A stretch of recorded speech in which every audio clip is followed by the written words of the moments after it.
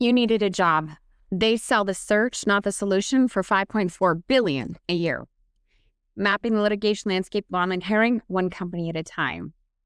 Hi, my name is Sarah Trumbull. I'm the founder and CEO of the Job Applicant Perspective, the first anonymous user reviews for job ads across the U.S. This level of go-to-market awareness for the future of HR tech as I see it. But yeah, this is a long one, so I'm just going to get started.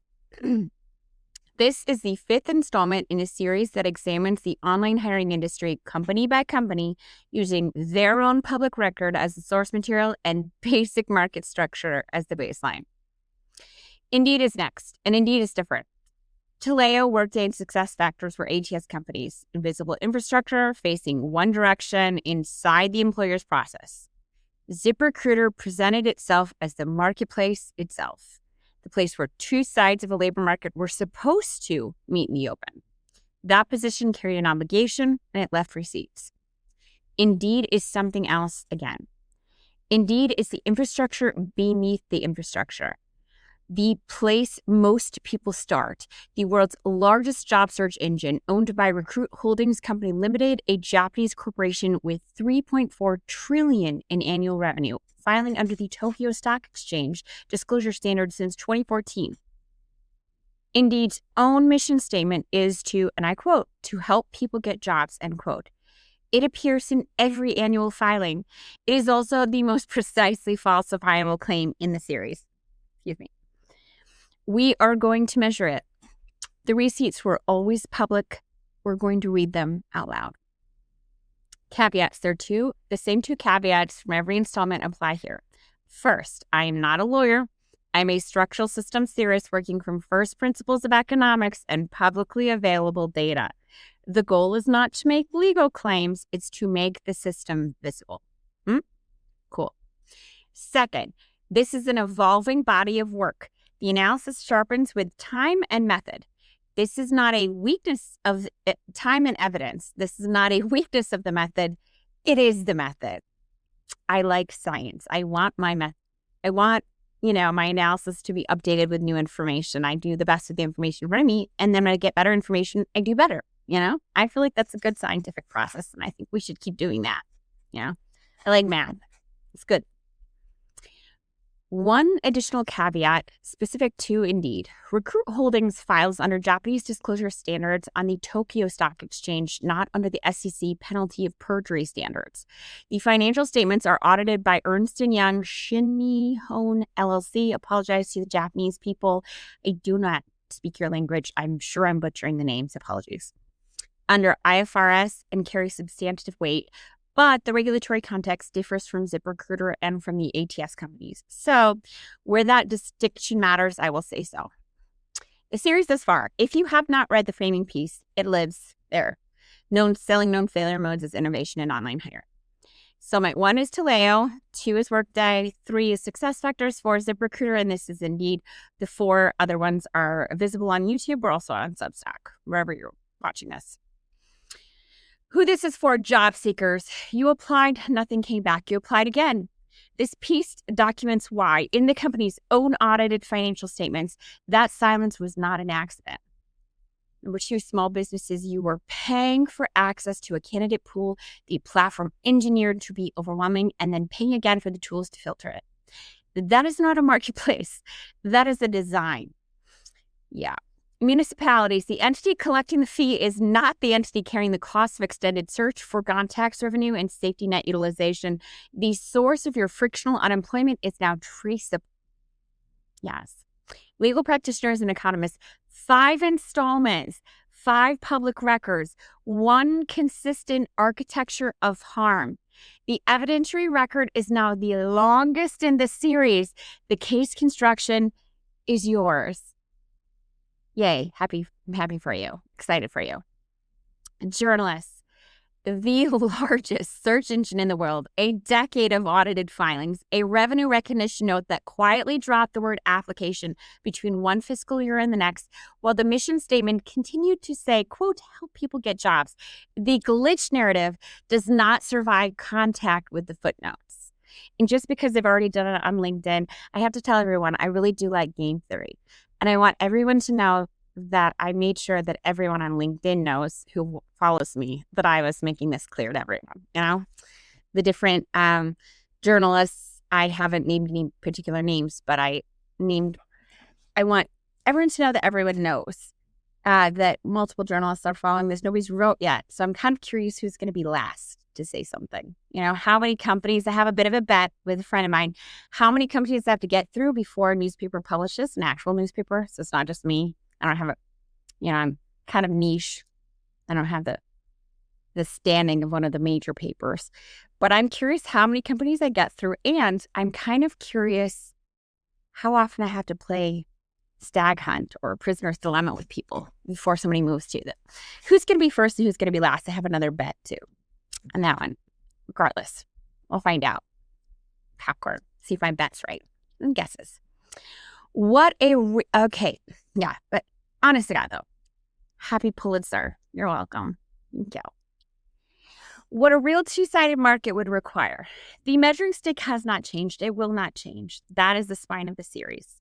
The most important thing to realize about a two-sided market is that it has, in fact, two sides. I know, it's cool. A functioning two-sided market requires, at minimum, that participants choose the experience they're purchasing, confirm that their payment landed as intended, and give feedback to vendors, the platform, and other participants about what that experience was actually like. These are not features. They are the baseline of any two-sided market. In the online labor market, employers are purchasing access to talent with money, and job seekers are purchasing financial security with their time. It's kind of like the stock market, but for the working class, This, and the SEC would shut it down in a heartbeat, am I right? Thus, they do not need identical tools because they do not have identical outcomes. They don't. Employers want talent. Job seekers want to not starve, It's different. Symmetry in the basic infrastructure of participation, though, it's important. But without these features, there's no market. Only a platform extracting value from both sides while being accountable to neither. I call this trust versus trust theater. Trust theater, you only have to please the employer side of the market, which is like 2% of the stakeholders, 2% of the users. It's a lot cheaper than having to build trust for the entire market. You know what I mean? But you get to the perception of trust without the functioning of, and that profit with the trust versus trust theater. Anyway, without features, there's no market. It's a platform extracting value. You get to extract value, but you just offload responsibility on the people that you taught employers not to trust. Yeah. When you don't filing, describe it as a global two-sided marketplace. I quote it, a global two-sided talent marketplace. Yeah, that's not a modest claim. Taken seriously, they imply exactly the standard above. We will measure them against it using their own words from their own audited documents filed with their own regulators. Yeah.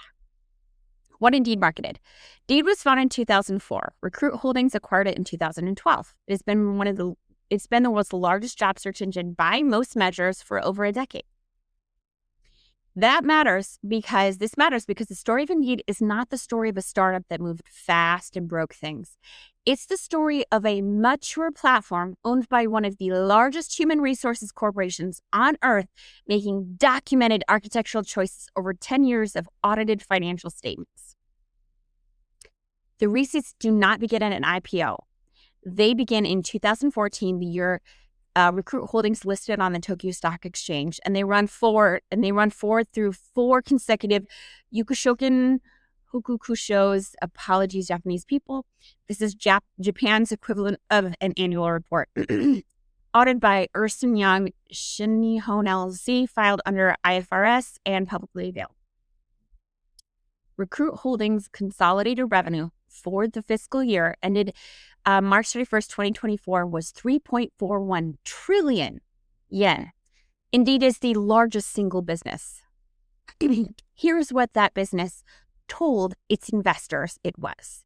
The fiscal year 2023, Yukushoken states, HR Technology SBU operates a global two-sided marketplace that includes the world's leading matching and hiring platforms, Indeed and Glassdoor, end quote.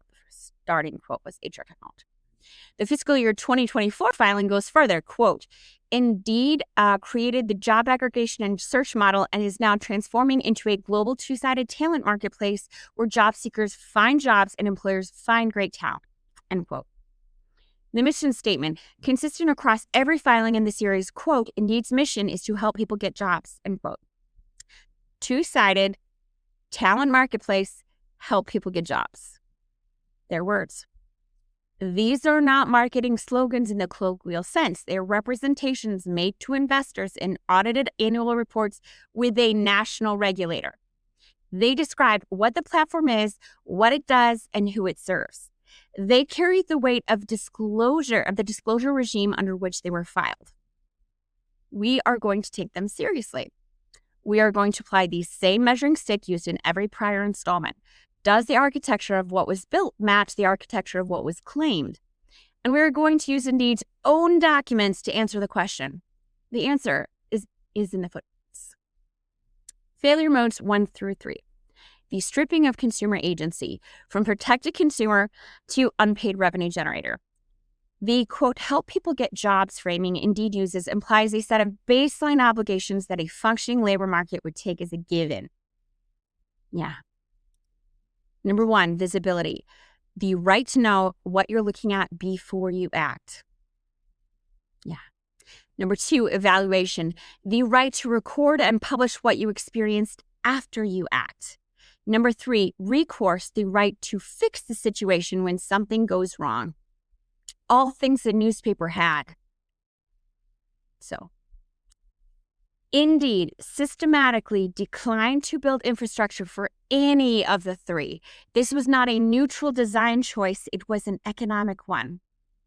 In a survival market, where exit is not an option for someone who needs to pay rent, a participant who cannot see, evaluate, or seek recourse does not stop participating. They do the only thing left. They access another listing. They generate another revenue recognition event. Honest to God, the labor market is functionally a public utility, except it's even more important than the other public utilities because it controls access to all the other public utilities. So when it profits from friction, like I'm going to demonstrate, like it has in all the others, what it's profiting from is delaying Americans' access to food, clothing, shelter, and healthcare in a market they can't opt out of for profit. Yeah, it's inefficiency. Like, inefficiency in this market is not neutral. It's not like a detached thing. It's children not eating. So, for profit. I don't respect it. Okay, confused participants who are structurally denied an exit are no longer users in any meaningful sense. They are the recurring input that makes the transaction possible. Indeed didn't just fail to protect the consumer, it recognized filing by filing that the consumer's lack of protection was the architecture's most profitable feature. I'm going to demonstrate with my design, I hope I demonstrate it, that actually it's not that it's the most profitable way to design a market, it's just that it's the most profit with ease way to design a market. I can make some money by doing nothing because them being scattered and afraid means I can still make profit because they can't leave. Or I can make some money by doing something like I'm going to do. This is mine is a better version, but regardless, them doing nothing was the most profitable feature after it. Now they can't change because they're trapped. To change is to admit what they've done. Failure mode 1. Let's go through it either way. Failure mode 1, the market for lemons. You really shouldn't just believe me because I'm passionate. You should believe me because I can demonstrate facts that support my claims. So I'm allowed to be passionate, but I'm not allowed to be not factual. I need to be factual too. Failure mode 1, the market for lemons. Indeed's earliest filings describe the product accurately. The fiscal year 2014 annual report calls Indeed a, quote, job aggregator search site, end quote. A platform that pulls listings from multiple sources and presents them through a single search interface. By fiscal year 2023, the English language filings no longer use that word. Indeed is now a, quote, global two-sided talent marketplace, end quote. The product did not change. The inventory still arrives from the same channels. The framing changed, and with it, the obligations the label carried. A marketplace implies symmetry, two parties, each with visibility into what they are transacting. We described it above. Indeed documented the rebranding as a competitive positioning choice. What it did not document was any new disclosure mechanism for job seekers that would justify the upgraded label. The taxonomy shifted, the opacity held. Everything below is a consequence of that choice. First, is this job safe and real? The origin problem. Indeed's filings describe a listing inventory fed by three distinct channels. First, public sources, web scraped. Second, ATS integrations. And third, direct employer posts from the fiscal year 2024 Yukushoken. In search results, these channels are structurally indistinguishable to the job seeker. Indeed knows at the listing level whether a role was intentionally posted by an active employer or passively scraped from a third-party source that may have no active monitor on the other end. That provenance is structurally documented for investors. It is not disclosed to the person submitting their resume. Indeed built the infrastructure to distinguish an intentionally posted role from a passively scraped one from a potentially very unreliable source. It chose not to surface that distinction to the people gambling their personal data on the answer. Number 2, is this one job or 20? The inefficiency admission. Assume the listing is real. Okay. Assume you know there's an employer at the end of it that the job seeker actually wants to reach. The job seeker still cannot navigate efficiently because Indeed built the tools to do so for employers only.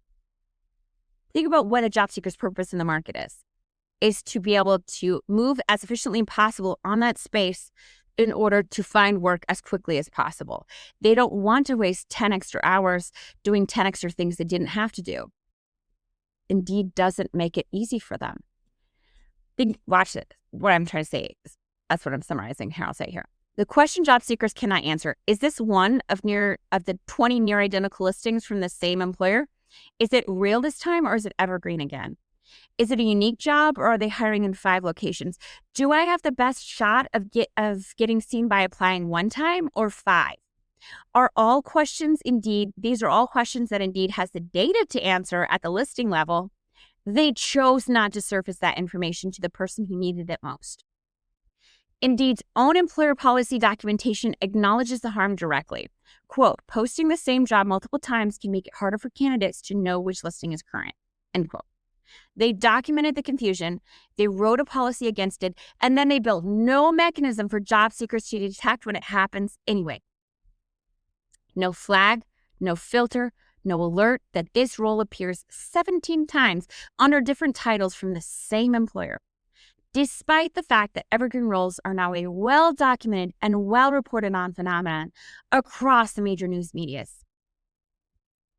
A sign, this reminds me from college parties, a sign that says no drinking at a frat party where no one checks IDs is not a safety policy. It exists so the host can point to it. Indeed's duplicate posting guidance functions the same way. Readable by regulators and investors, not actionable by the people it claimed to protect. Indeed's policy says not to do this. Indeed's architecture makes it frictionless to do anyway. Those are not intention. The goal isn't efficiency and solutions for the workforce. It's the perception of it. But the deepest evidence of this asymmetry is not in what Indeed failed to build, it's in what they chose to measure and who that measurement describes. Indeed has a stated corporate goal of reducing the time it takes to get hired by half. Starting in fiscal year 2023, the company focused its measurement on, quote, time to hire for employers, end quote, defined as the days elapsed between when a job is created on Indeed and when the first hire is reported. That number, as of fiscal year 2024 reporting, is 41 days. Indeed presents this as a description of how hiring works on its platform. It is not that. It is something far more specific and far more misleading.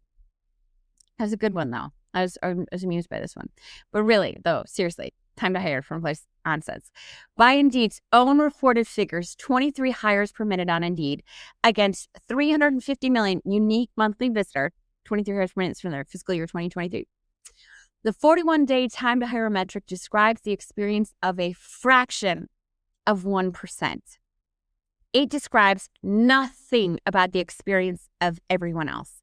They have a 99.7% dead weight loss in the market. Indeed's own filing notes that even this number is incomplete. The hires per minute figure may not represent all hires facilitated by Indeed. And we not start the quote. Counting only hired signals the platform can detect. The 41 days measure when the employer receives a hire. It is survivor data. The casino surveyed the winner on their way out the door and reported the jackpot as the average experience. Job seekers and employers, this is what they don't understand. Job seekers and employers do not share the same reference frame in the job market. They only share the same system. They share the same system. The time it takes for a slot machine to yield a winner is not the experience of the millions of people wandering the floor, pulling levers that are not connected to anything. Indeed carefully chose to report the payout velocity as evidence of platform health, while the people feeding the machines were left with a search bar and a chance to roll the dice again. Number 3, is there an ATS behind this listing, the hidden destination? Assume the listing is real. Assume you know you only need to apply once, not 20 times. You still don't know where your application lands next. You cannot make an informed choice to avoid employers using ATS systems you don't like or choose the ATS systems that you do. These are not equivalent experiences, as has already been demonstrated in previous installments about Taleo, SuccessFactors, and Workday. Indeed's own support documentation describes 2 distinct destinations for a job seeker's application: Indeed's own candidate management dashboard or the employer's applicant tracking system. For job seekers, the support page about job seekers on Indeed states the difference plainly. For externally sourced jobs, quote, Indeed will redirect you to the employer's applicant tracking system, their ATS. On the employer side, Indeed's ATS integration product page describes the same handoff as a feature. ATS sync integrations seamlessly transfer job and candidate data between Indeed and your ATS. Seamless for the employer, undisclosed to the candidate. The more you do not allow job seekers to make informed choices about the hiring process they want to be a part of, the less you have functional hiring processes. It's a gamble. It's a slot machine. It's not confusing. I'm just confused why so many people forgot math. Basic math. This isn't how a market works at all. The consequences of that handoff are also documented by Indeed, but only for job seekers who know how to look. About Jobs on Indeed states that for applications routed externally, you won't receive communications from Indeed about your application status, which system received the data, whether it was monitored, whether anyone is watching. None of that is disclosed at the point of application.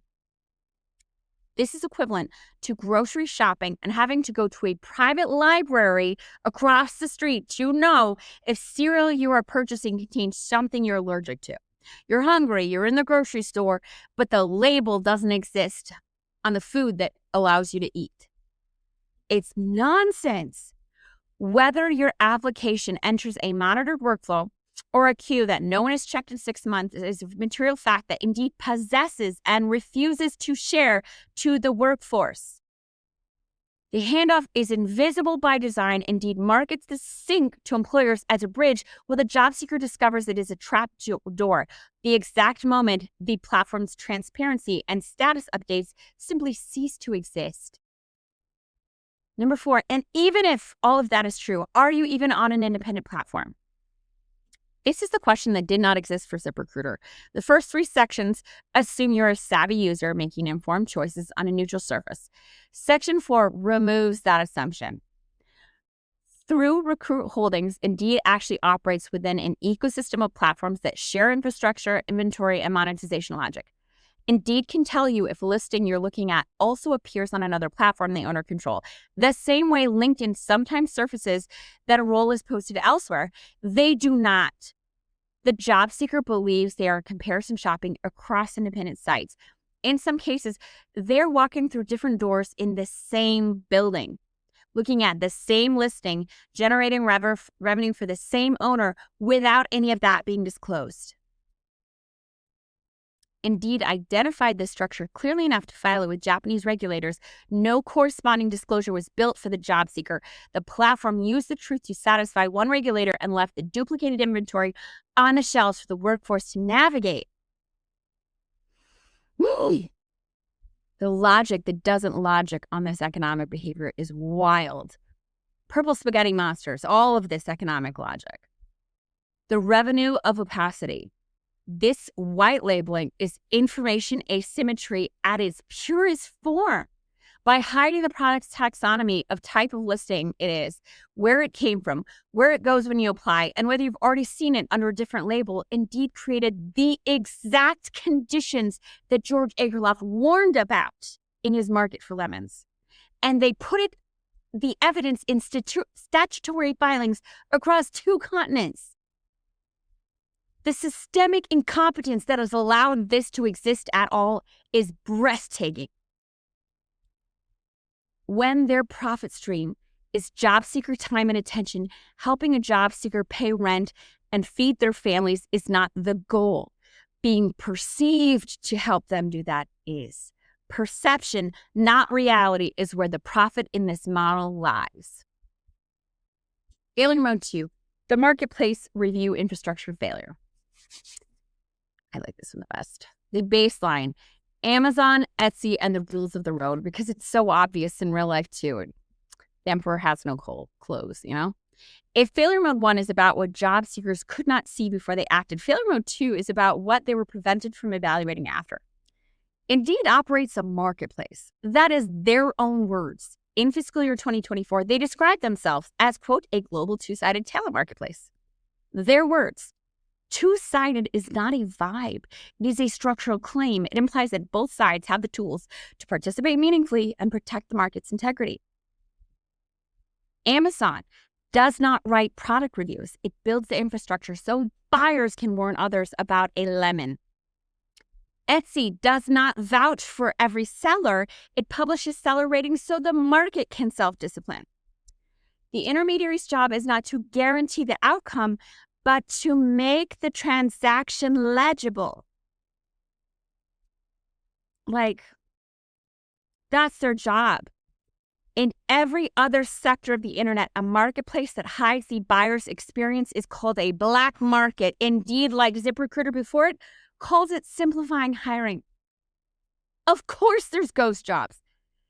Of course there is, because there was never a moment where the workforce could warn each other about not purchasing this job ad, not spending time here.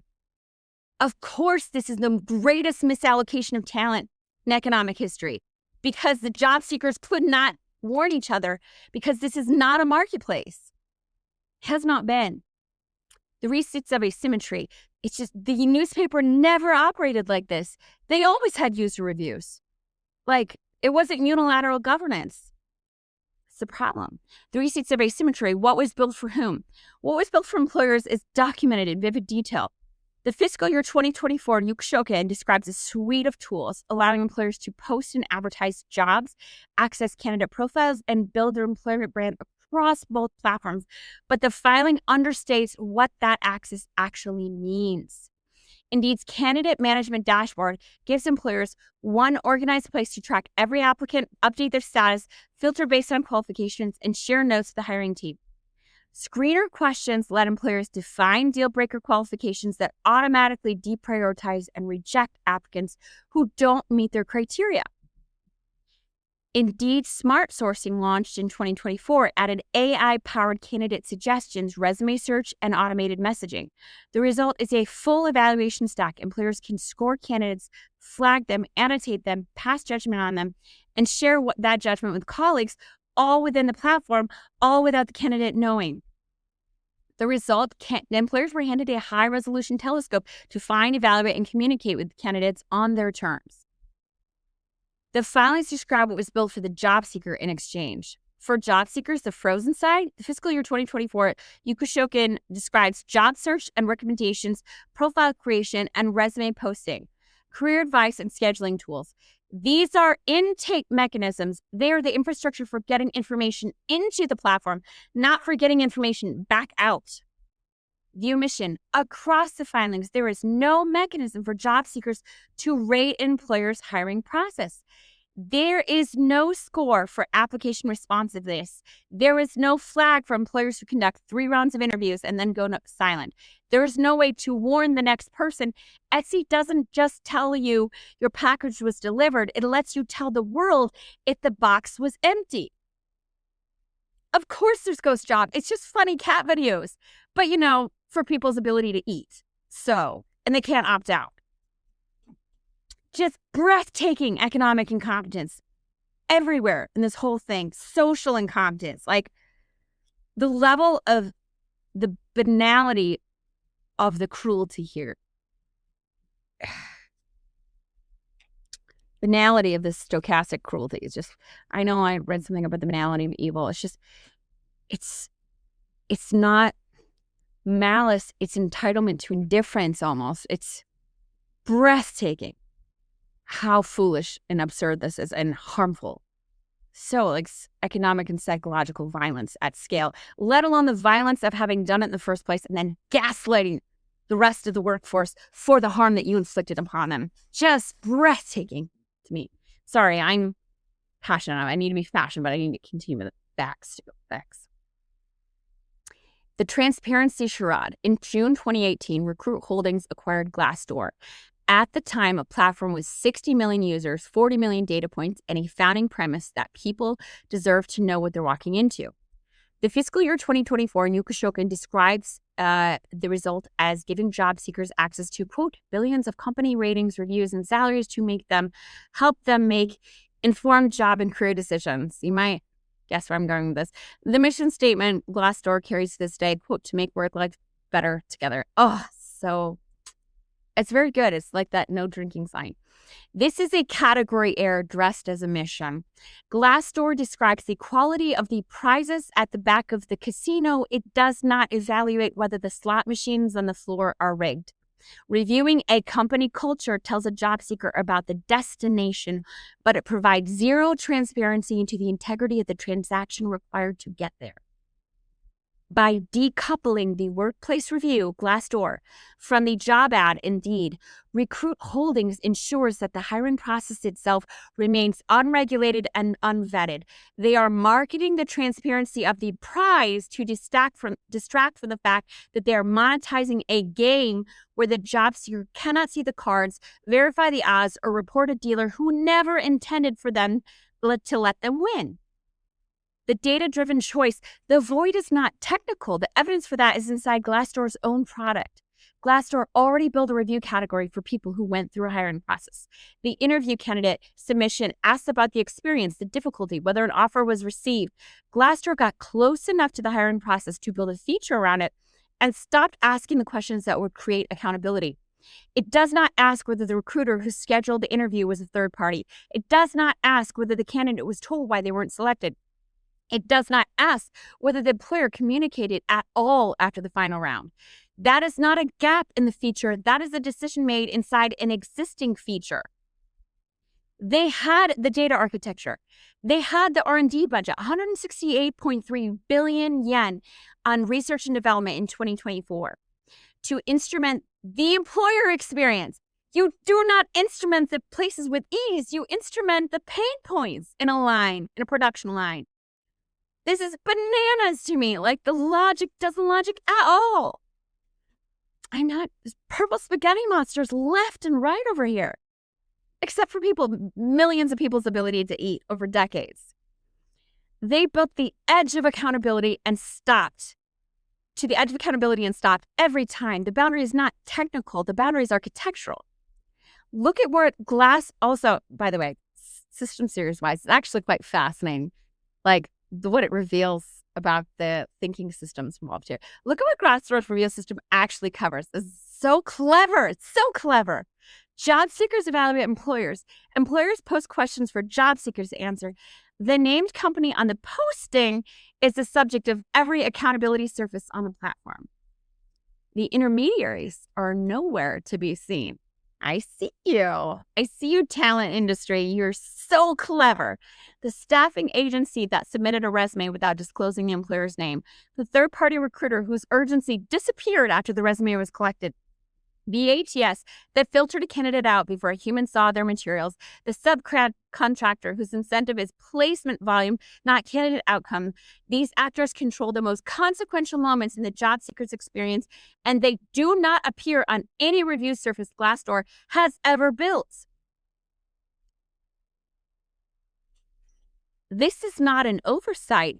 The entire architecture of online hiring is organized around not surfacing these actors publicly. The named employer is the prize on the wall. The intermediaries are the slot machines. Glassdoor built a review system for the prizes. These slot machines of hiring are reviewed and regulated by nobody, and the slot machines would very much like to keep it that way. Truth is true. Did Vegas build vending machines or slot machines? What would Vegas's slot machines look like if they were unregulated and they had a captive group of users? The economic absurdity of this marketplace is off the charts.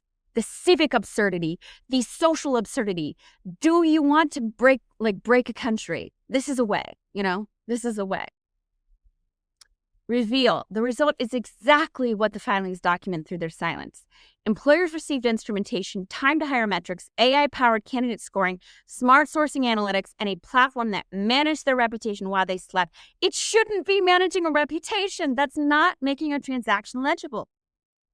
The measurement infrastructure built for one side of this marketplace is by any standard world-class, less than 2% of its actors. Job seekers received enticement to spin the wheel again, pull the slot machine lever again. Recruit Holdings calls this a two-sided talent marketplace. It is a hope casino with well-described prizes. The salary data is real. The company ratings are real. The prizes on the wall are real. The machine that determines whether you win is unregulated, unmonitored, and deliberately kept that way. The house always wins. The house is not the job seeker. Failure mode 3, for the record, it's not the employer either. They just don't know it and just offload responsibility. Onto the WordPress. Breathtaking. Failure mode 3, the emergency brake that wasn't there. Failure mode 1 is about the blindfold, pre-action. Failure mode 2 is about the gag order, post-action. Failure mode 3 is about the total absence of an emergency brake. Every complex system fails. It's a given. Keywords misfire. Listings are fraudulent. Applications disappear into third-party ATS black holes. Data is harvested by actors who are never hiring anyone. Perfection is a myth. It just is. That's why I like science, recursive learning. Sometimes being wrong, but doing your best with the information in front of you, and then when you get better information, doing better. Adjusting, adapting. A healthy system adapts. Brittle systems double down. Doubling down is such a sign of weakness. Adapting, metabolizing new information and adjusting with it. Applications disappear, not always adjusting, but sometimes disappear into third-party ATS black holes. Data is harvested by actors who are never hiring anyone. In a functioning marketplace, the response to a system failure is built into the system. There is a dispute mechanism. There is an escalation path. There is somewhere to go when something goes wrong. Yeah. And Indeed's architecture, that infrastructure exists for one side of the market. What Indeed built and for whom? Indeed affirmatively describes in granular detail what was built for the employer. Employer support and fraud reporting, a dedicated escalation path allowing employers to report fake applicants, suspicious behavior, and account issues directly to Indeed's trust and safety team, with named support contacts and resolution workflows. Billing dispute infrastructure, a documented recourse system for employers facing incorrect charges, including account review, credit insurance, and escalation to support managers, with Indeed's own terms stating refunds are processed at their discretion. Fraudulent applicant detection tools, candidate management filters, screener question automation, and smart sourcing specifically positioned as defenses against bot submissions and fake applications flooding employer pipelines. The result, the employer's experience, including what happens when something goes wrong, is documented with the precision of a product roadmap. Now read what it built for the job seekers when something goes wrong. A report job button that lets job seekers flag fraudulent or fake listings with the explicit caveat that reporting a job does not guarantee you will take action. For identity theft resulting from scam listings, Indeed's own support page directs job seekers to report to the FTC, an external federal agency, not to any internal recourse pathway. Of course, we have ghost jobs. Amazon doesn't make you report to the FTC. They take care of it because they're a marketplace. This is an economic oil rig. It's running the country. They just industrialize the collapse of a utility that controls 100 million people's access to every other utility. Like, bananas. Indeed, security page acknowledges that no method of transition over the internet is 100% secure and it cannot guarantee the security of user information with no named escalation path for job seekers whose data has been harvested. That is not an absence, it's a contrast. The risk factors confirm the architecture. Recruit Holdings disclosed 23 categories of material risk to its investors in fiscal year 2023 report. They manage the risk that clients might spend less. They manage the risk that advertising solutions might fail. Not one of the 23 categories names this, quote, job seekers on our platform are being harmed by fraudulent listings and we have not built infrastructure to protect them, quote. No one mentions that. Recruit Holdings decided across 3 consecutive fiscal years that job seeker harm was not material enough to name. The employer's commercial relationship is named managed risk. The job seeker experience of fraud is a non-entity. The decision itself is a document. When fraudulent employer harvested a job seeker's social security number via Indeed, the company told WKMG News 6, quote, Indeed removes tens of millions of job listings each month that do not meet our quality guidelines, end quote. Read that figure again. Tens of millions a month. That is a public admission of a platform scale crisis. The omission, the figure appears nowhere in fiscal year 2022, 2023, or 2024 listings. The tens of millions admission is not a recent disclosure. It's a standing press statement Indeed has deployed to journalists at least since 2023. The same boilerplate language appears verbatim in coverage from Fox 5 DC, CBS News Chicago, WKMG News 6, and AARP across a multi-year period. Indeed knew the scale of the problem, had language prepared for when journalists asked about it, and deployed that language consistently. What they never did was put that number in a securities filing. The company maintained 2 parallel disclosures of a reality, one for journalists asking about harmed job seekers and one for investors evaluating material risk. The cleanup was documented for the press. The infrastructure of protection was never described to investors. What the public record built instead, because the platform, unlike an actual marketplace, built no recourse infrastructure for job seekers, the public enforcement record is now filling the void. The explosion of scams. Reports of job agency scams nearly tripled from 2020 to 2024, with losses jumping from 90 million to 501 million, FTC Consumer Sentinel Network data book in 2025. I would argue that's pretty low. Jay Jones took down 30,000 fake jobs by himself on LinkedIn. Like, it's definitely low. But regardless, it's kind of like SA. Job scams are like SA. About a third of them get reported or whatever. Like a 6 of my A's. It's nothing. Regulatory escalation. In February 2025, the FTC formed a joint labor task force with a specific mandate to target deceptive job advertising. Legislative responses, Ontario, Kentucky, and California are already moving to enact ghost job legislation. I shouldn't say the thing I say. I don't know for sure. I just know that the reports say that it's like, I just get frustrated with how disconnected people in authority are, like positions of authority are from reality. It's, for me, hierarchy is not skill, it's insulation, you know? Legislative response. Ontario, Kentucky, and California are already moving to enact ghost job legislation. The legal autopsy. In November 2025, Columbia Law Review by Daniel J. Grimm argues that ghost jobs represent a systemic harvesting, of personal data with no reciprocal benefit. The platform collects the access fees. The employer collects the resume data. The job seeker got nothing. Regulators are now building the emergency brake. The platform declined to install. Like, of course there's ghost jobs because this isn't a marketplace. Because marketplaces allow the transaction to be legible, and Indeed does everything but that. They allow transactions that aren't legible.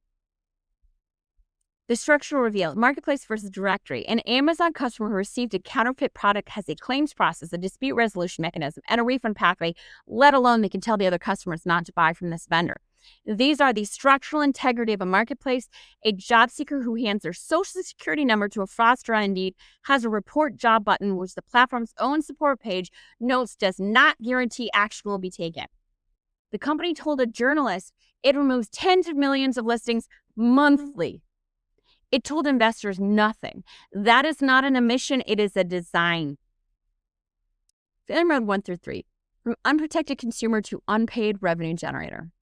These 3 failure modes, taken together, produce one of the most textbook examples of George Akerlof's market for lemons in economic history. Documented in filings with Tokyo Stock Exchange and actively controlling millions of people's ability to eat. In reality, I think it's not that surprising that a systems theorist came into the field to do this.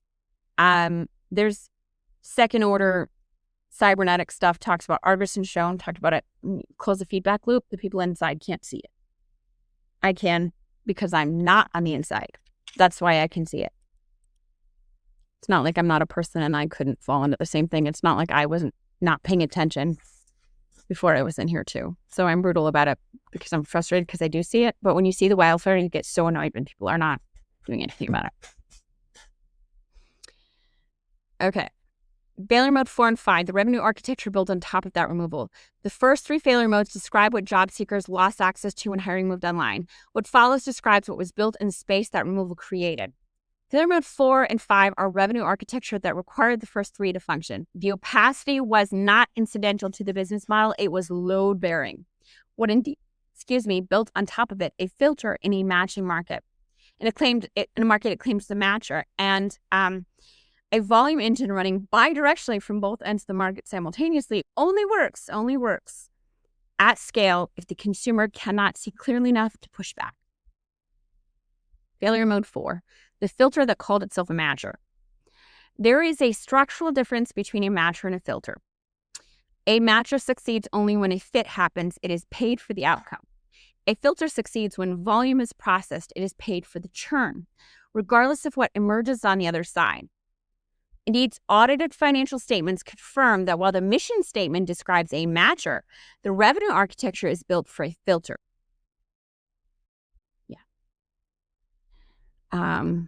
One of the good matching related to ATS ARM. I've a friend entrepreneur named Antonio Specchi. I pronounce his name poorly too. I apologize, Antonio, but he is doing great work with applicant relational management. ARMs, he calls them.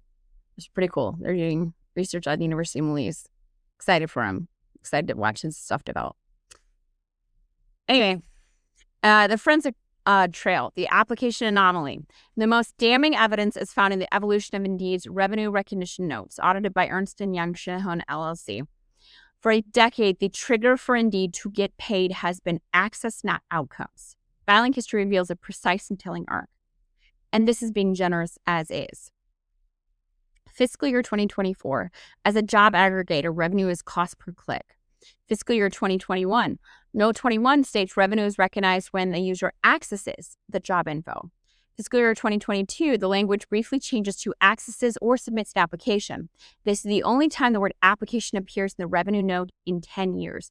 Granting you, application is not outcome, but it's moving-ish in that direction. Fiscal year 2024, the word application is scrubbed. The note reverts to access alone. The reveal, the application was not a commitment to outcomes. It was a one-year anomaly. Indeed did not retreat from accountability. It simply returned to its baseline.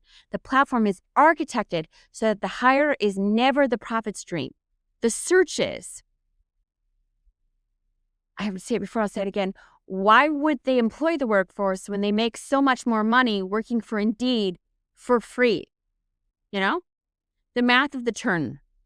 Indeed gestures towards outcome with a single KPI, hires per minute. In 2023, they claimed 23 hires per minute. But the filing's own footnote admits this number is incomplete, self-reported, and partial. When you set that self-reported success against the platform's total volume, the filter's true efficiency is exposed. Annual hires, 12 million. 23 hires a minute is 12 million hires. Annual visits, 350 million visitors a month. That's 4.2 billion visits. The conversion rate is 0.3%, according to them. The analysis, for every 350 people who access Indeed, triggering revenue for the platform, only one was hired. Indeed recognized revenue on 100% of the 4.2 billion visits. It tracked higher on less than 1% of them. Job seekers recognize value on less than 1% of their visits with Indeed, while Indeed recognized value on 100% of its 4.2 billion visits with job seekers. That number is not a market failure. This is according to Indeed. This is not a market failure waiting to be corrected, and the filing documents exactly why it stops there. Why it doesn't stop there. Why it stays there. Sorry, stays there, not stops there. The Nash trap. Like in previous installments, profits around filtering in this style of two-sided dynamics result in a non-converging equilibrium documented in the filing itself. The job seeker applies to everything because they are operating in an information vacuum. The employer is flooded with volume and purchases Indeed's filtering tools to manage it. Job seekers apply to more things with AI tools to be seen. Employers double down on filtering tools. The platform collects fees from the employer to solve a noise problem that the platform's own architecture created. Neither side is acting irrationally. Both are responding logically to a market whose information architecture was designed and documented to prevent coordination. The job seeker cannot see which listings are real, which ATS will receive their data, or whether the role exists. The employer cannot distinguish signal from noise without paying for tools to do so. The platform profits from both conditions simultaneously. There is no move available to either party that improves their outcomes without the other party changing first. That's why I like Game 3. You don't win this type of game. You have to change the rules. The 0.3% is not a bug. It is the market clearing rate of a filter that was never designed to clear. Filters are not, that's not right. That's not how it works. A filter can be part of it, but it cannot be the profit stream. And not when it's asymmetric optimization is a Nash non-converging equilibrium. That's what it is.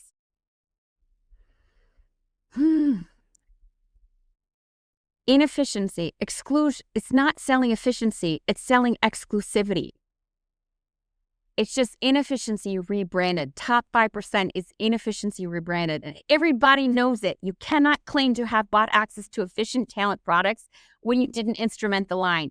You cannot claim to have bought access to efficient talent processes when you're talking about top 5%. Both of those are demonstrations mathematically that not once have employers or economists or public policy people been encouraging an efficient talent hiring process. AKA, they've been actively encouraging the impoverishment of the U.S. workforce. It is so breathtakingly, frustratingly, utterly foolish. A structural conclusion. The KPI architecture confirms the filter. Executive annual incentives are linked to EBITDA, EBITDA growth. I'm coming from the outside. I do my best, okay? I don't have the right lingo. I have the right lingo, but not the way I'm supposed to say it. EBITDA growth, not higher quality. A matcher would build the infrastructure to prove it is succeeding. Indeed's filings document a platform that structured itself audit by audit, footnote by footnote to ensure it never had to find out. Profiting from destroying a public utility that has hundreds of millions of people's ability to eat. Failure mode 5, the efficiency that made everything worse. In 1865, the English economist William Stanley Jevons observed something counterintuitive about coal. As steam engines became more efficient, as the same amount of coal produced more work, total coal consumption did not fall. it rose. Efficiency lowered the cost of using coal. Lower costs meant more uses. More uses meant more coal. The efficiency gain was real. The conservation it's supposed to produce never came. Yeah. Jevons was describing a paradox about resources. The prior installment of this series applied it to job applications on the job seeker side. One-click apply is the mechanism by which reducing friction increased volume, increased noise, and made the market less efficient while being marketed as an improvement. Again, I love this stuff. Like, it's fascinating to me, systems theory-wise. People marketing efficiency like as something that's obviously inefficient as efficiency, the ATS system. Marketing something obviously inefficient in Jevons paradox as efficiency, marketing transparency as the utter lack of transparency. Wow. Like, just upside down, and all of the instrumentation is utterly upside down and being marketed as the opposite of the thing it actually is. So yeah, you saw this with coal, then we saw this with oil, we saw it with like electricity, we saw it with internet, all of this stuff. Indeed added another layer to it. I've written about a double stakeholder Jevons paradox squared, I call it the Micah paradox. I get to actually describe it here because I found their filings, and now I get to describe my phenomenon. It's very fun for me. The first move, devaluing the application. By collapsing the cost of applying to near zero, one-click apply, Indeed devalued the application itself. The resulting explosion in volume wasn't efficiency, it was noise. This forced employers to build thicker walls, ATS filters, and screening hurdles, making the frictionless experience a lie for the job seeker. Yes, for employer too, but they just didn't know. The second move, automating the outreach. Through matched candidates and smart sourcing, Indeed automated in the other direction. By fiscal year 2023 and 2024, reports document the architecture. Employers no longer wait for job seekers to act. They push listings to candidates algorithmically. Now the employer's inbox is flooded by the job seeker's one click, and the job seeker's inbox is flooded by the employer's automated pings. Efficiency interventions applied to both sides of the market do not cancel each other out. They compound into a collapse of market signal. Productivity half-life. According to Revalio Labs, the rate of hires per job posting has halved since 2019, dropping from 0.8 to 0.4. As Indeed's efficiency tools proliferated, the market's actual output was cut in two. The human cost, the Greenhouse 2024 report confirms the aftermath. 61% of seekers are now ghosted after the interview stage. Yeah. The platform has built a system where the payout is the click, not the hire. The data confirms that while the house is getting paid more often, the players are winning half as much. Having built the flood, Indeed sells the bucket. The result, the Micah paradox, I documented this Jevons paradox squared on either end of the market in a previous Substack. When you increase efficiency on both sides without increasing signal, the market doesn't resolve, it compounds. Yeah, I'm going to wait for a statistician to, like, the way that the Nash and two sides of Jevons interact, and whether you call an ATS a Jevons or a Nash is also, like, I really want to talk longer with someone about that, because I really, on one level, it's perceived as a Nash, which it is kind of, but it's also kind of a Jevons because it doesn't create efficiency, it just increases employers' tolerance for engagement, you know?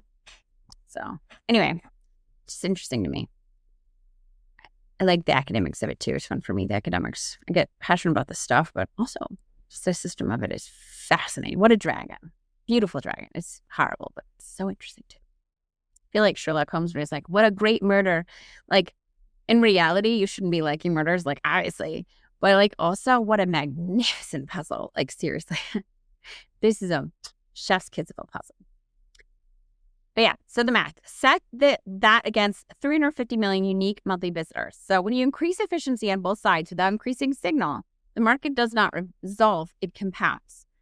Set that against 350 million unique monthly visitors. Fiscal year 2023, 23 hires per minute. Indeed is presiding over a system where 99.7% of the activity is friction. By their own admission, the payout, Indeed earns revenue on 99.7% of the interactions it has with job seekers. They earn value. Job seekers earn value on 0.29% of the experiences they have with Indeed. The structural reveal. Having built the flood, Indeed sells the bucket. Yeah, Indeed's 3-tier revenue model. And this I like because I can finally confirm via the filings what the daycare down the street told me when I was doing some market research about this. I wrote about this in a previous Substack several months ago. The flood. Platform and creates mass volume through frictionless tools, filtering Nash, one-click apply for job seekers at Jevons, pushing applications from employers, another Jevons, and then also all the information asymmetry they create, which freaks job seekers out. And so, of course, they're in fight, flight, or freeze, and so they just click on things, because what else would you do if you want to eat, It's not just like that is your access to identity. I call this an identity market, but like Americans, what do we say? The first thing we say, oh, so what do you do?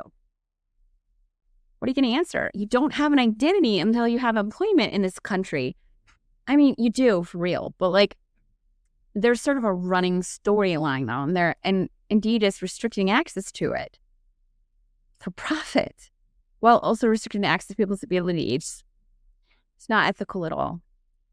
The platform then sells sponsored and premium, the bucket. They sell sponsored and premium placement to employers who are desperate to be seen above the flood Indeed created.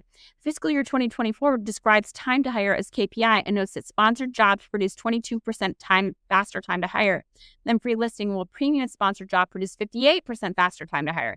The platform engineers volume through its free and standard products, and then sells premium placement to employers who need to be seen above the volume the platform itself created.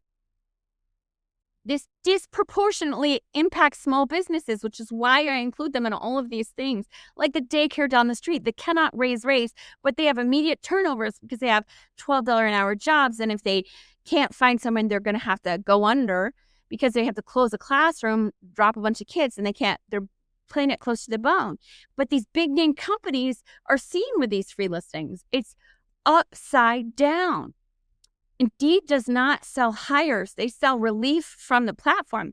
The employer pays to post. The employer pays for the flood. The employer pays a premium to shout about the flood. The job seeker is the fuel for every spin of the machine, is the only one who pays in the one currency the platform does not track: time. And then, having built the flood, Indeed sells the bucket. I include municipalities and small businesses for a reason, because of places like the daycare down the street. They're like trying to tank small businesses in the U.S. Telling the distributed costs, the numbers below are not a verdict. They are a roadmap. All of my numbers are not a verdict, they're a roadmap. I expect statisticians, I'm structural systems theories, I expect statisticians and mathematicians and economists with better grounding in this to improve my math, I can see the pattern of the system and map out the structure of the system. I want them to. The numbers below are not a verdict. They're a roadmap. Indicators of magnitude derived from Indeed's own filings where noted and from external sources where required. The methodology is the same used in prior installments. Where the math requires assumptions from beyond the filing, those assumptions are named. Falsifiable data. Number 1, job seekers, the ghost hour tax. Start with what the platform's own architecture predicts about the behavior. Buying a job application is not like buying a product like tennis shoes. The marginal cost to the job seeker is zero. No money changes hands. The upside is transformative employment, income stability, and the platform is designed through one-click apply and algorithmic recommendations to make the next application feel like the one that works. That is the structure of a lottery ticket, of a slot machine. Everyone's in a trauma bond with this marketplace. You just don't know it. It's algorithmic ratio reinforcement, to my mind. Yes, that is the structure of a lottery ticket. And the behavioral economics of a zero-cost, high-upside lottery predict one thing: maximum participation, not minimum. That matters for the range. Indeed's fiscal year 2024 reports 350 million unique monthly visitors, 4.2 billion annual visits. We apply a conservative 2-hour search cycle per application. Finding, listing, reading it, tailoring your resume, completing the application, and waiting for a response that does not come. Yes, I know Workday added a 3-hour, but for Indeed and ZipRecruiter, I'm doing a 2-hour, partly because of the one-click apply. Yeah, there's a one-click apply, so the cycle is somewhat lowered some, but there's more of the cycle, so I made the best guess I could, okay? This, again, economists can improve it, right? We're starting somewhere. Okay, we applied the BLS May 2024 median hourly wage of $23.80 as the opportunity cost floor. These are stated assumptions, not filed figures. and the same methodology used in prior installments. The range is constructed honestly, the low end, assuming only 10% of visitors submitted an application, which when click apply does not suggest that would be true. I would suggest that they would actually submit more applications than visitors, but still. A conservative floor that discounts the lottery ticket incentive structure, the annual uncompensated labor extracted from the job seekers is approximately $20 billion annually. The high end, the lottery ticket logic predicts full participation, if not more. Because you can click 20 times, right? And then you're just going to keep checking your email and checking your phone and checking your thing, not doing work in your house and not hanging out with your family, not being comfortable or steady or at peace. And CPTSD in 100% of the workforce, in my opinion. But still, the lottery ticket logic predicts full participation. One click apply compresses the friction that would otherwise limit volume. Assuming the full visitor base submitted one application, the annual extraction reaches approximately $200 billion a year globally. Applying the Chodorov-Reich and Karabunis opportunity cost multiplier, again, apologies for the bad pronunciation, published in the Journal of Political Economy, co-produced with the Federal Reserve Bank of Minneapolis, which accounts for foregone home production, foregone benefit eligibility, and foregone consumption value, non-working time. I'm saying it also, foregone working for the local small business down the street over the summer if you're like a college student. The range expands. The conservative end is $29 billion. The high end is $294 billion a year. We do not pick a number. The range is the argument. The platform was never built to find out where inside that truth sits. What we can say is this: the number is not static. The Nash non-converging equilibrium documented in this installment is self-reinforcing. Job seekers apply to more because the signal is degraded. Degraded signal produces more volume degrades signal further. The architecture does not correct towards efficiency. It compounds away from it. Whatever the extraction is today, the equilibrium guarantees it is larger next year. The filing tells you what Indeed collected. It does not tell you what it cost the people who generated the engagement that made the collection possible. The absence of instrumentation is itself part of the cost. In my opinion, I will say it again, this is one of the greatest examples of class warfare in economic history, done utterly in silence. Small business paying for the noise. Small businesses are the secondary victims of a volume architecture they did not design, did not choose, and cannot opt out of. They are the unautomated players in an algorithmic arms race. I don't know if you would call this just the Red Queen race, or you would, yeah. Anyway. The volume trap, manual labor in a digital flood. Indeed's frictionless one-click apply did not create a more efficient market. It created a manual labor crisis for the small employer. Like I said, they're busy, losing $200 billion a year collectively. The volume trap, did not create a more efficient labor market, created a manual labor crisis for the small employer. Average applications per posting have skyrocketed to 250, while conversion rates to interviews have plummeted to 0.3%, or to 3%, 3% in conversion rate to interviews. The asymmetry, a Fortune 500 company buys the filter, AI screening, smart sourcing. The small businesses use a human. The sorting tax, if a small business owner spent just 5 hours manually sorting through 250 undifferentiated applications for a single open role at the Glassdoor median end of business owners $51 an hour, that is $255 in transferred labor costs per hire. Across millions of hiring events annually on a platform with 3.5 million employer users, the aggregate cost transfer runs into the hundreds of millions. That's assuming only the people who are on Indeed would be affected by that. But that wouldn't have behaviorally trained job seekers to spam people who don't use Indeed. The labor was not caused by small businesses. It was caused by Indeed's matching failure and silently invoiced to the party least equipped to absorb it, like the local daycares. The access cost inversion, Indeed's fiscal year 2024, reveals the price of visibility. Because the platform floods the market with volume, small businesses naturally drop below the fold, like I've been saying. To restore the visibility the platform's architecture removed, they must pay. So those free job postings that actually work, they're for like Amazon and DuPont. All the people who don't need the free listings get the free listings. All the people that do need them, they have to pay. And that keeps the wages low artificially. And the low wages down here make lower wages up here. It's a system. These are systems. These are not disconnected groups of people. The experience of job seekers is the experience of the employed. The disconnection is so artificial. Like, this is an economic system. sorry, I like systems. I don't like watching this be so like structurally incoherent. Like, what are we talking about? Obviously, there's a connected event. This is a market functionally similar to the right before the child labor laws. Like, of course, the wages are depressed. That's exactly what have always happened in markets like this. Indeed's fiscal year 2024 filing reveals the price of visibility. Oh, wait, sorry. Because the platforms floods the market with volume, some businesses drop below. To restore the visibility, they must pay. Sponsored jobs, 22% faster time to hire. Premium sponsored jobs, 58% faster time to hire.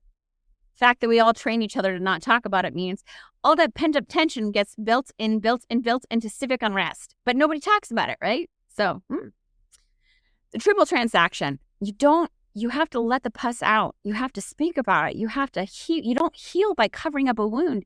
You heal by letting it happen. That's how it heals. The triple transaction, the small business pays to enter, absorbs the flood the entry generates, and then pays a premium to be seen above the flood.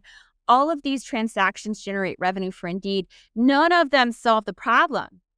The market for lemons benchmarking blindness. This is Acre Loss market for lemons operating in reverse. A job seeker cannot distinguish because they don't tell you what's an ATS one and what's a real employer. A genuine harm hiring from an algorithmic one that system degrades. Job seekers cannot tell what they're looking at. The selection bias. Candidates default to whomever responded first, statistically the enterprise, then automated pipeline and management. Human solutions. Small businesses respond to an algorithm problem with human solutions, better wages, job fairs, better descriptions. These fail because they do not address the structural condition, a signal degraded by volume. And the invisible filter, they are selected against not because they're worse employers, but because they're invisible as a category. One-click apply doesn't just waste time, it creates a local labor drain. It redistributes local attention into a digital black hole, algorithmic racial reinforcement with an online marketplace.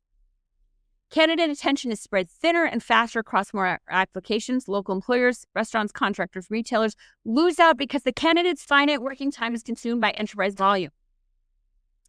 You have a system that causes actively hundreds of billions in harm, collectively to the economy every year, and no one can shut it off except for the people who aren't willing to listen to anything.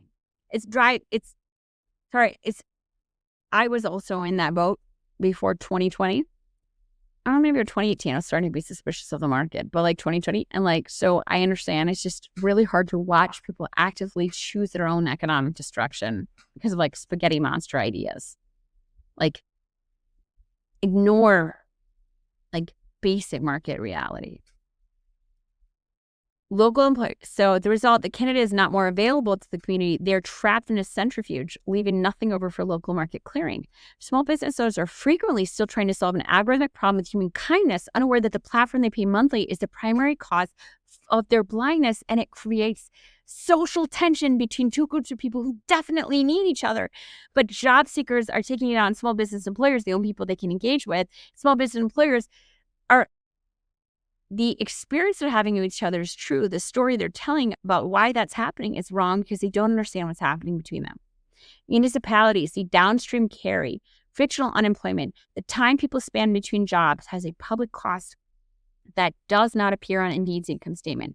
It is a macroeconomic leak where platform inefficiency is subsidized by the taxpayer. Okun's law calculation. Every 0.1% increase in structural unemployment caused by search friction and market inefficiency rather than economic contraction represents a catastrophic loss of output. The magnitude, according to 2024 U.S. GDP figures, this friction corresponds to approximately $56 billion in foregone annual GDP, if it's only 0.1%, which for Indeed, it's probably much larger, but I can't say for sure. I don't have the statistics for that. It reveals the scale of the time tax being extracted from every town and city in the country. The leverager of friction, who wins versus who pays. What the platform collects, Indeed's business model thrives on access feed, premium ad spends, and massive data harvest. Every click and access event contributes to the reported revenue growth. What the municipality absorbed, the public ledger carries the weight Indeed leaves behind. It includes extended unemployment benefits paid out while job seekers navigate ghost inventory. Local businesses struggling due to failure to find workers, depressed wages, and access cost conversion. Support structures for small businesses become strained and tax revenue decreases. Fraud across all of the major job boards too. Workforce board strain, public resource spent fixing a problem the platform engineered, lost tax revenue from the depressed wages across the employed workforce, as well as the people unemployed, as well as the businesses that don't make as much. The direct result of delayed hires, the hire that should have happened in a month or two but happened in month 6. The give up, the permanent loss of productivity when a candidate exits the labor force entirely out of frustration. The platform that claimed to help people get jobs is not on the public ledger that carries the cost when they don't. Check the research. The failure modes described in this analysis draw on the same foundations work referenced in the previous installments. They are not novel. They are the kind of work that basic due diligence for a coordination market would reference. George Aker, Law for Market for Lemons, John Nash's Non-Corporative Games, Rochelle Turol, from System Design, Nielsen, ISO, Human-Centered Design for Interactive Systems, ACM Code of Ethics and Professional Conduct, Gabriel Chaudhary and Lucas Carbabanis, U.S. Equal Employment Opportunity Commission. Primary source is or Recruit Holdings of their website has a bunch of their stuff on it. And then Columbia Law and whatnot stuff as well. A note on TJAP. The Job Applicant Perspective is the company producing this series. 5 installments in, this pattern is complete enough to name the core of the requirement. The labor market did not need a better algorithm or a friendlier interface. It required a surface on which job seekers could speak and a system designed to listen. Every company in this series declined to build it. Taleo gave candidates no signal. Workday hid the system that gave them nothing. SuccessFactors admitted the product was broken and kept the fee meter running. ZipRecruiter built the noise engine and sold employers the bucket.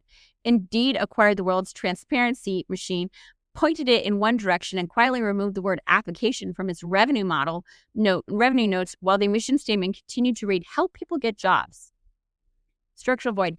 None of them solved the problem for the job seeker because to do so would have required building a mechanism for jobs the job seeker controlled. That surface is absent from every filing reviewed in this series. It was never built, not because of technological gap, not because of an economic gap. Everybody knows that's how you do marketplaces. Everybody knows, or else Amazon, Etsy, everybody wouldn't do that. They don't do that on purpose. Not because of technological gap, but because the clarity was the one thing the business model could not afford. Legible job seeker experience would have reduced the confusion that drove the volume that produced the fees. The TJAP strategy, starting from the other side. TJAP is what happens when you start from the opposite direction. We built a marketplace for the function of hiring, not the user experience of purchasing. Swear to God. Employers post what they need. Job seekers rate what they experience. Accumulated signal flows back into the market as information rather than vanishing into a platform's revenue model. That technology is not novel. Amazon built this for products. Uber built it for rides. Airbnb built it for staying with a stranger. The only thing missing was the will to build it for the person trying to feed their family. Also legit though. It's like Google Maps or the red road. Just because the road is red right now and players are ghosting right now, that doesn't mean the road is bad. It just means the road is busy, Go back when the road's green again. That's the way. And also, just because I don't like your hiring experience, it doesn't mean you're bad. Maybe I like coffee in your tea. I like oranges in your apples. So when I read a report from somebody, when I read a view on Rotten Tomatoes, right, somebody who didn't like a Marvel movie, I don't automatically think the Marvel movie is bad. I just think they didn't like it. That's all. They're not really a Marvel fan. So, it's sometimes you want to know what you're looking at. You want friction to some degree. It helps your HR. It saves you money if some people don't choose you. That's the good thing. That's the win, actually. Friction is not all bad. You want some level of friction because it helps you make informed decisions about what you don't want to do. Yeah. Accumulated signal flows back to the market as information rather than vanishing into a platform's revenue model. The technology is not novel. Amazon built this for products. Uber built it for rides. The only thing missing was the will to build it for the person trying to feed their family. Conclusion: 5 companies, 5 public records, 1 pattern documented across 4 sectors, 3 regulatory regimes, 2 continents, and a decade of audited financial statements. Millions of people described this accurately for 20 years. They said the jobs weren't real. They said the silence was deafening. The institutional response was to tell them to optimize their resume. Inability to reflect is so diagnostic. The filings prove they were right. The filing has always been public. The only thing this series does is find a version of the truth that the institutions wrote down themselves and read it out loud. Systems that profit from confusion like this do not voluntarily produce clarity. They can't. That changes only when the cost of silence exceeds the cost of change. I am aware that I'm being a jerk with my, prisoner's dilemma stag hunt games with journalists and investors and stuff. I'm sorry, but this is more serious than people liking me, This series is addressed to those with the leverage to apply that pressure. Job seekers who can organize against time tax by sharing insight. Small businesses who can demand a real marketplace for their spend. Municipalities who can legislate against frictional harm. Legal practitioners who can construct the case for deceptive practices. Regulators who can enforce a standard of care. The evidentiary record is now 5 installments deep. The pattern's documented. The receipts are public. For consultation and speaking, yeah, you can stop. I'm open to consultation, so, Yes, we will continue as long as it takes. The set list is long and we take requests. For the record, I'm doing at least 1 staffing recruit. I expect at some point the immune response of the system will kick in. Right now, I think the immune response is isolation, and I didn't see it. I don't know. But at some point, they're just going to kick in. So I wanted to do a staffing and recruiting at least once to make sure the pattern's really set. For me, it's obvious that this almost functions as a secular religion, online hiring does, where people think it's blasphemy to question the God, I don't know. I feel like this whole the hiring God, but obviously it's just economic nonsense. A market is a market is a market is a market is a market. It is not a shrine, ever. You're not priests of a shrine. You are academics of a market. You're public policy of a market. That's how markets work. This is how systems work. This is a system. It's just Yelp. That's all. Actually not complicated. Build Google Maps. You can have engagement via trust and community too. You don't have to have engagement via desperation in gladiator games. You could just do engagement via trust. That's also possible. People engage on TikTok all the time and they're not buying anything. They engage all sorts of social media. They want to engage. You just don't have to make engagement via desperation. You could just make it via happiness too. Peace. It's an option. I'm just saying. Anyway, stay sane out there. Be safe. Be seen, everyone. And be kind to each other, please. The internet made the world into a snowstorm. You get through it by listening to people on the roads, So, cheers.